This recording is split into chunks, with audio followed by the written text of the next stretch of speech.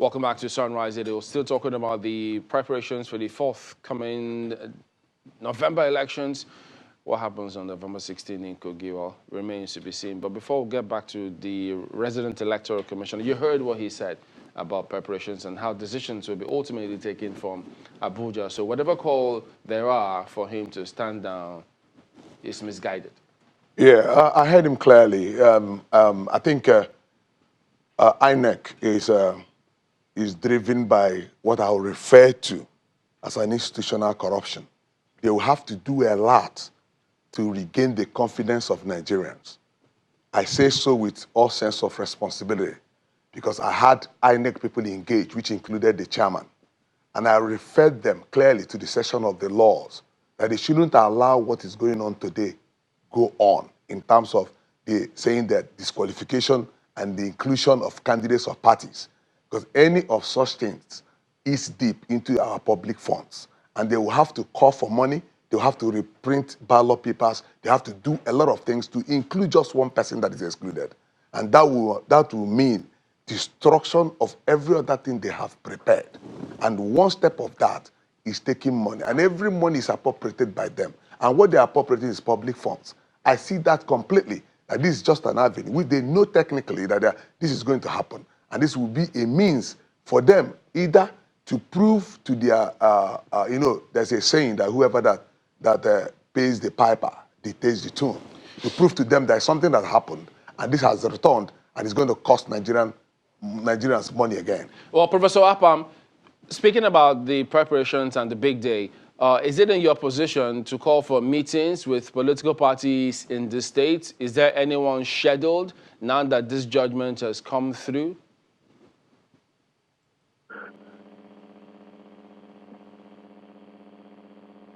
Yeah, I didn't hear part of your question, but of course, I heard you say something about holding a meeting. We had several meetings. In fact, even yesterday, we just signed the peace accord. So if need be, of course, we'll call political parties to meet again. In fact, the chairman of INEC is going to be in Kogi on the 11th of November, and for us to hold a stakeholders meeting in addition to the one he attended before. And so we're going to meet all political party leaders, just like we did before, as well as traditional rulers and members of the civil society and the press. And so we're going to hold meetings. Even after that, we're still going to hold meetings before we finally go into the election. And so I think those are enough for us to tell the parties what the plans we'll be making and to build confidence thereof. Are you under pressure from any quarters concerning this forthcoming election by any political party? Oh, no, I'm not under any pressure. Is there? Well, elections are about the voter and the electorate and all of that.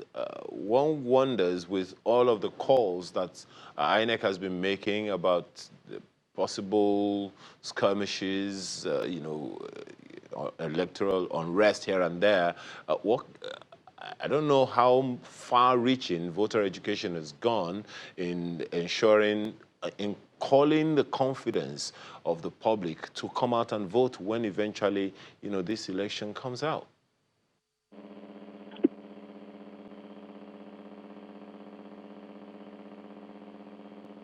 Sorry, I didn't hear part of your question. Well, I'm just wondering, because elections are about people. They're about the electorate, they're about the voters. INEC has said over and over again that, there is a need to ensure that there is security of lives and property during the elections because of recruitment of thugs and all of that, INEC, the INEC chairman has said over and over again and calling for security agencies. I'm just wondering what role INEC has been able to play in educating the electorate, the voter, on the day of the elections. How confident are you? How far-reaching has INEC's voter education activities gone to instill confidence in the voter to come out on the day of the elections? Yeah.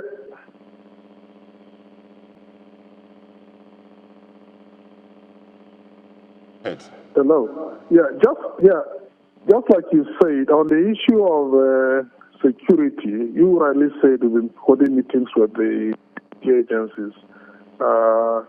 What both at the national level and in Kogi State, and they were sure that we're going to have enough persons on the ground to maintain security. And we've conveyed this to the people of the state at the various meetings we've had with them. And we're still going to have more. Just like I said before, the chairman is going to be in Kogi on the 12th of November, and so the people are still going to be asked to come over to meet with them. Then even besides that, we're still going to hold meetings with the people at different levels. We've sent out people to do what we call even door-to-door campaign, as well as other forms of campaign on the preparedness of INEC to conduct the election. And we'll assure them that the security agencies have promised us to provide enough security for them to come out and vote. And so we think that is going to be it. I asked you if you were under pressure from any quarter or from any political party. That was because there's a certain clip circulating where they said that you were discussing and talking about certain election by Senator Dino Melaye winning elections neatly, and that you were under pressure to alter the result. Have you heard that audio clip? What do you say about it?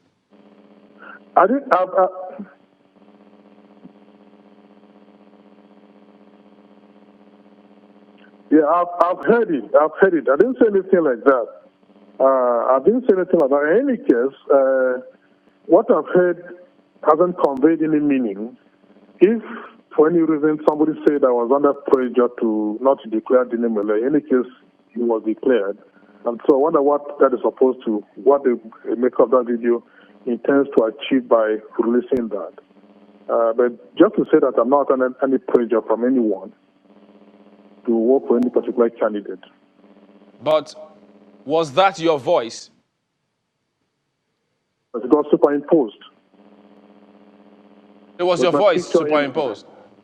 Your voice was superimposed? With the picture there, and then with the transcripts. Was it your voice that was superimposed on the picture? Supposedly, somebody would have gotten across to my call. I don't know. But then that wasn't my voice. And I've also seen the transcript. Why I don't wonder why they also had to have a transcript of what was being said on phone. If not for some mischief. So at the moment, speaking about security, because I think some time ago, INEC raised concerns about what was going to happen security-wise. So tell us, from your perspective, are you confident that with the deployment of security, do you have any challenges whatsoever? Are you looking forward to elections being conducted smoothly, as it were?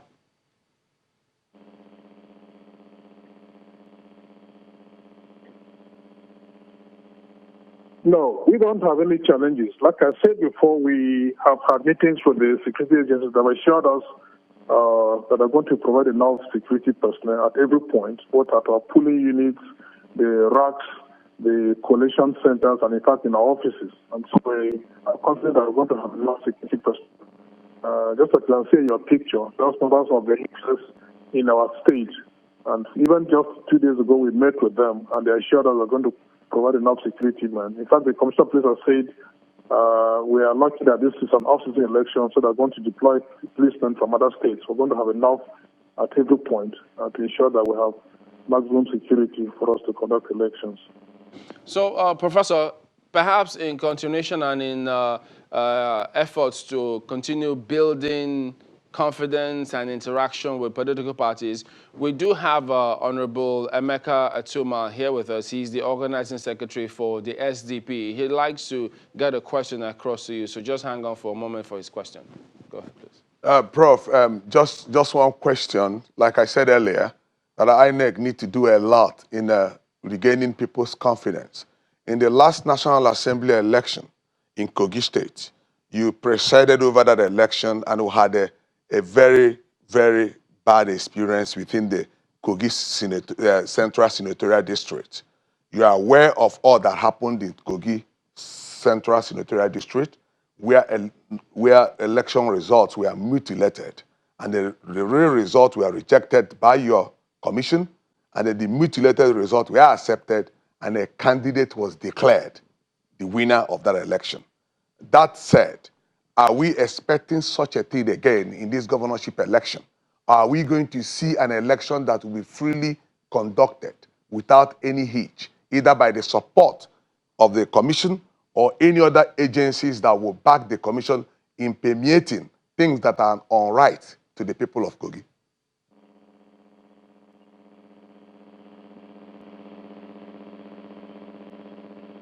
Yeah, I didn't answer the question, but I heard you say something about Kogi Central. Why results were, I think you said whether results were not the real results, but I think what we had was with the real results for that senatorial district, and we announced them from local governments up to the senatorial headquarters. And let me also say that we're assuring everyone that we announce results as they come from the polling units. INEC has repeatedly said that we're not a political party. We are simply umpires. We are like midwives. We help the people to midwife their own, to give birth to their own leaders. And so we play just that role and make sure that the results are announced as they come in from the polling units. We have no other interest in this whole election. All right, then, Professor James Apam, Resident Electoral Commissioner for Kogi State, thank you very much indeed for talking to us this morning. Thank you, Chamberlain. All right, let's get to Abuja and get the guests to respond to what they've just heard. Markwa? Thank you, Chamberlain. I'm sure that Mr. Farouk Aldo, I'm sure you cannot wait to, respond to what he said. But as you do, I also want you to add to what Dr. Barnabas said earlier before we went to Lagos, when he said that politicians are the problem, not INEC. Okay, let me start from Barnabas. You see, no society, okay, can be better than the members of that society. You cannot bring Britons here to come and play politics. Neither can you bring Americans. Every institution of society is a reflection of that society. Okay? Now, if our society is such that we are prepared to play politics in a manner that other civilized countries do, I'm sure that we'll play it that way.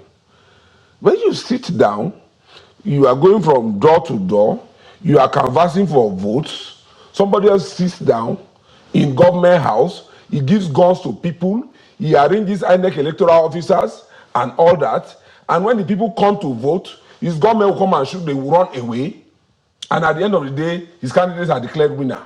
They will tell you they want 25 out of 25 houses of assembly. Then the next time, and announce, okay, let me protect my territory. Maybe I'll cut a tree to block the street leading to my polling unit and all that. And I'll begin to take other measures because the security agencies will not help me. If INEC is putting together, what do you call them, ad hoc staff, a lot of those names come from government house.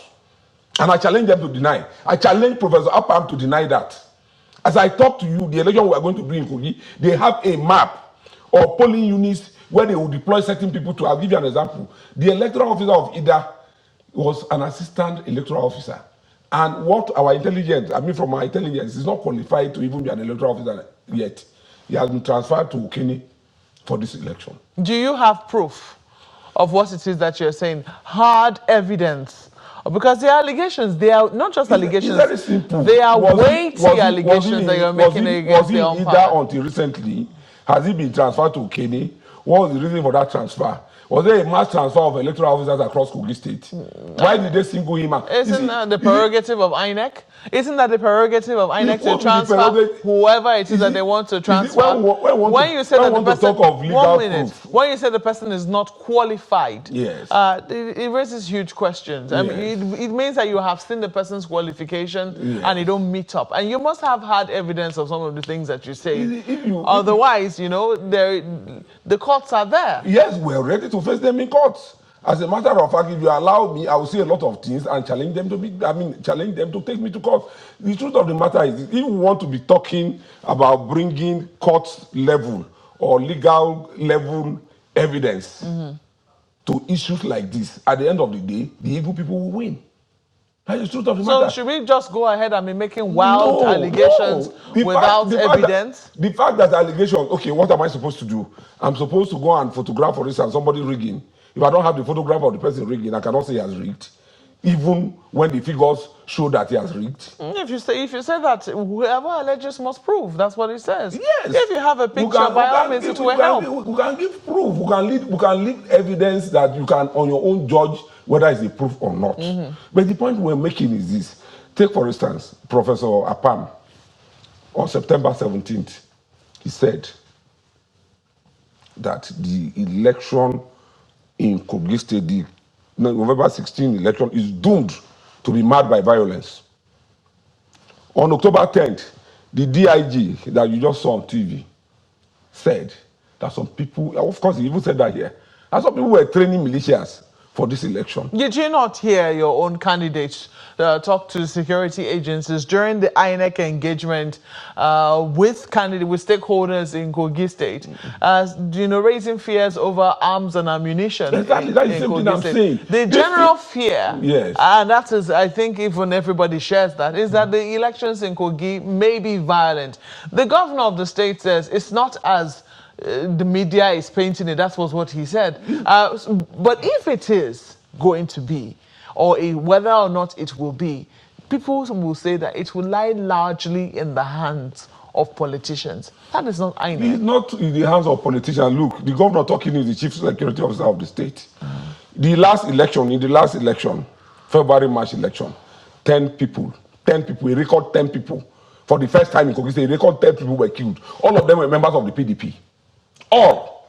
Not one of them. Not one APC member was injured. All of them were members of the PDP. Before the election, Ojo Enesti, a supporter of SDP, Natata Akpoti, was killed. The killers were arrested and taken to Kogi police headquarters.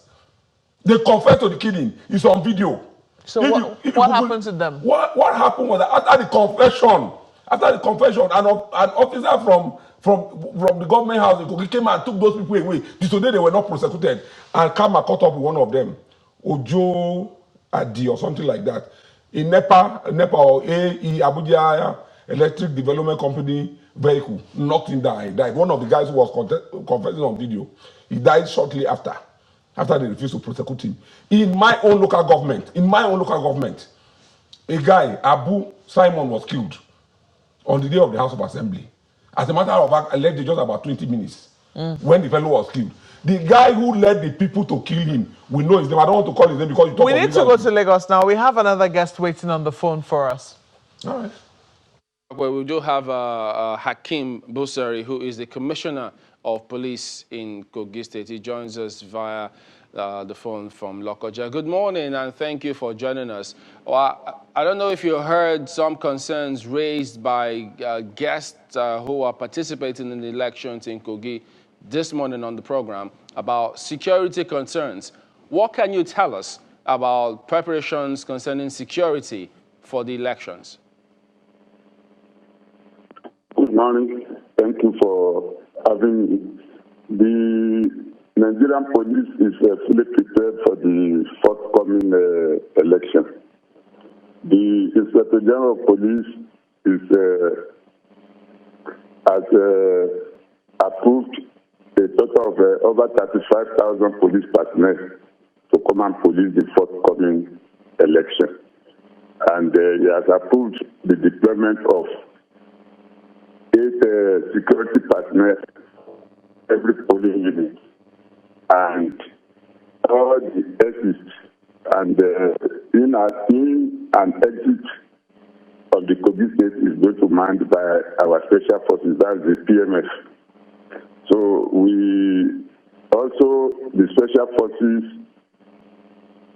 all our special forces, PMF, counter-terrorism, SPU, everybody have been deployed for this coming election. So we are going to have more than enough policemen on the ground. We are going to have people on patrol. We are going to have people at the polling units. We are going to have people maintaining strategic position in the command. So with the number of the policemen on the ground, the voters have nothing to fear. They should come out in their large number to exercise their franchise. Well, Mr. Busari, tell us, you spoke about all of the units that have been deployed for this particular elections. So is there a certain SP Aminu Mohammed as part of the team working for the Kogi governorship elections in security? I'm not getting. Is there any SP Aminu Mohammed as part of the team deployed for the Kogi governorship elections? There's no way I can know everybody by name. But when I told you saying that 35,000 officers are men. All right, tell us then, do you... for me to know each officer by name. Who is the new CTU commander? Okay, the new CTU commander, okay. I'm aware that the CTU commander is redeployed to Abuja. What's his name? Is it the new one? Yes, please. Okay, maybe the SP Aminu you are talking about. Well, if you check his profile, because that is what some politicians have raised and they are complaining about, they say his social media handles are wash with him lavishing praise for the current governor, images of him fraternizing with the current governor. So they think and they see that with those images circulating for CTU, new CTU commander just deployed to Kogi State, they think already that they have a problem with that. How do you respond to it? It's not the only SPU that is involved in the election. We have all the other special units, the PMF, the special forces, the SPU. So it's not only the SPU that is involved in the election, and we have all the other conventional police units involved in Mr. Busari, my apologies. We need just to squeeze in as much as we can.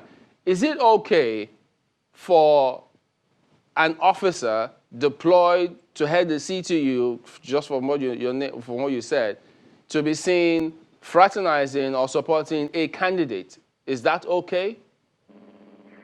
I don't know what you mean by fraternizing with any candidate. I don't know what you mean. I'm not aware.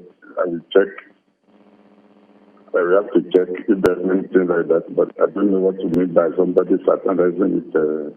Okay, very, very quick one, Mr. Busari. Should that be the case, don't you see that as a problem in itself? Don't you think that kind of person should be redeployed so he's not that influential in this election? Problem, I'm not the one that deployed him. He was deployed from the first headquarters. He's serving under your command. I will check. He's serving under your command. I will check. Now, if they post anybody to me from the headquarters, I know it's the person. If anybody is posted to me from the first headquarters, I know it's the person. Everybody posted to me, I have to work with him. It's not there for me to supervise the person. All right. Thank you, Mr. Akim Busari. It's a pleasure. You are welcome. All right. Quickly, we need to go. What do you think of that? You heard him. You heard what he said. What he said is not very comfortable to some of us. Doesn't give you confidence. It doesn't give us. We're not comfortable with it, and you can see clearly that he didn't answer the question you posed. And if a situation like this have arisen, the simple thing that the Nigerian police should have done is to redeploy, like you said, to the particular person, not to come for the election at all. So they know there's something going on. All right, then, Honorable Emeka Tuma, Organizing Secretary for the SDP, thank you very much indeed for talking. Thank you very much, Chamberlain. Thank you. Well, that is the show from Lagos. I'm Chamberlain Uso. And I'm Ayo Makine. Have a wonderful weekend. Well, wrapping up here as well, we had with us Dr. Suleiman Barnabas and Mr. Frank Adejo-Aldo. I have to thank both of you for coming. I don't know if we don't have time for you to respond again, but I'm sure the viewers will make up their mind on what you have said so far. Thank you so much for coming on the show. Thank you, our viewers, for watching. Thank you for your comments and your contributions. I'm Mal Yusuf.